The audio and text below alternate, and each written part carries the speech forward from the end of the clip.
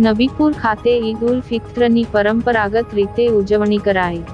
મુસ્લિમ સમુદાયના પવિત્ર ગણાતા રમઝાન માસની પૂર્ણાહુતિ સ્વરૂપે ઈદ ઉલ ફિત્રની ઉજવણી પરંપરાગત રીતે કરવામાં આવે છે, જે અંતર્ગત ભરૂચ જિલ્લાના નબીપુર ગામ ખાતે ઈદ ઉલ ફિત્રની ઉજવણી કરાઈ હતી।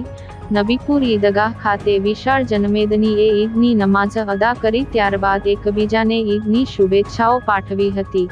આ પ્રસંગે નબીપુર પોલીસે અનિચ્છનીય ઘટના ન બને તે હેતુસર પોલીસ બંદોબસ્ત ગોઠવવામાં આવ્યો હતો। ગામના સૌ અબાલવૃદ્ધો, યુવાનો અને બાળકોએ એકબીજાને ઈદની શુભેચ્છા અને શુભકામનાઓ પાઠવી હતી।